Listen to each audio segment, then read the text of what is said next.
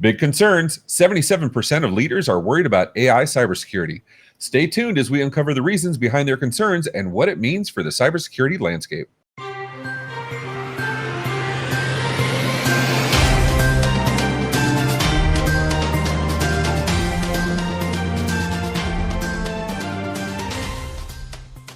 "77% of CEOs are concerned about AI cybersecurity risks," written by Shubham Sharma for VentureBeat. In a recent survey conducted by the PwC, global CEOs expressed excitement and concerns about adopting generative AI, or Gen AI, in their enterprises.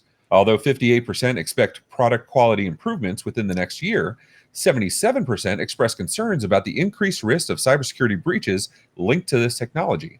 In addition, 63% express concerns about AI spreading misinformation within their companies. The survey, which included insights from over 4,700 executives globally, underscores the challenge of building trust in Gen AI.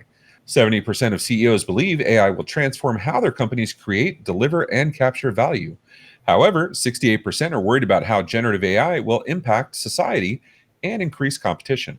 PwC advises CEOs to focus on transparency, purpose-driven AI plans, and responsible use to address trust issues and unlock the full potential of generative AI. All right, Jason, is this the sky is falling, or do you think there's actual value here?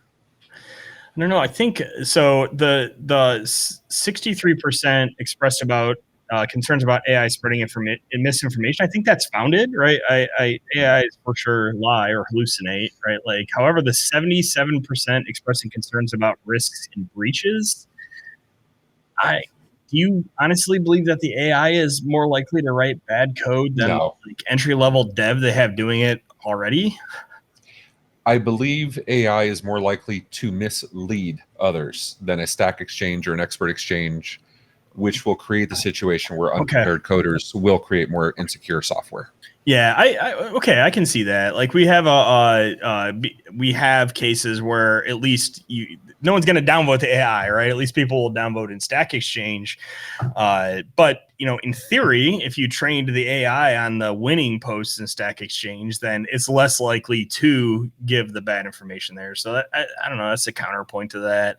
I think the bigger thing is that over time, if it starts replacing things like Stack Exchange or Stack Overflow or whatever the case is, what are you going to train the model on? Well, and that's where I'm concerned, right? So we went through this, not trying to be political in any way, shape, or form, but during the 2016 election, there was a lot of the concerns where places were becoming echo chambers, right? Yep. They're feeding into themselves. Yep. And so that's exactly what you're describing with AI, where it puts out, we've seen AI ghosting. We've seen it completely make up stuff. I've talked about how I used to use ChatGPT to scrape an article, and then based on my criterion, go ahead and create the script. So I used it, the last time I used it was when Michelle McBain joined SonicWall. And it changed the name of the author. It changed Michelle's name. It changed SonicWall's name. It changed her title. And thank God I did proofread this one, because I generally don't proofread because we have better staff for that. Yeah. And I caught it. I'm like, where's Michelle's name? Being a friend, I'm like, where is she? And and that was the last time I used ChatGPT for that. So I've seen it. How do we stop that?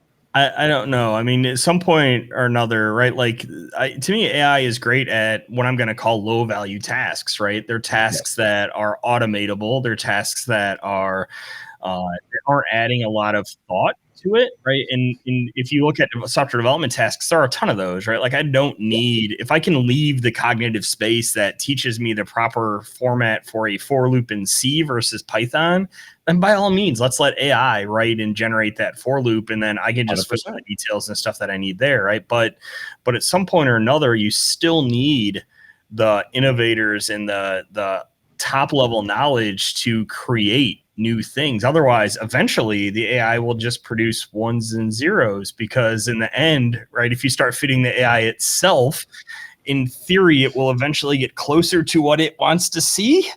I don't know. No, it's entirely true. I mean, that's exactly what's going to happen. Pretty soon we'll have Brondo.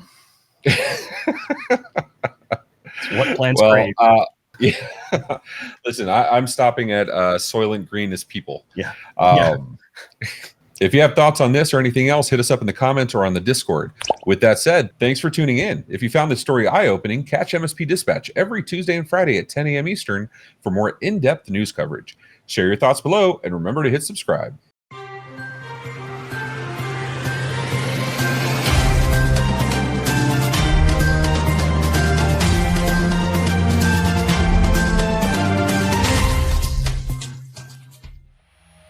This has been a broadcast of the MSP Media Network.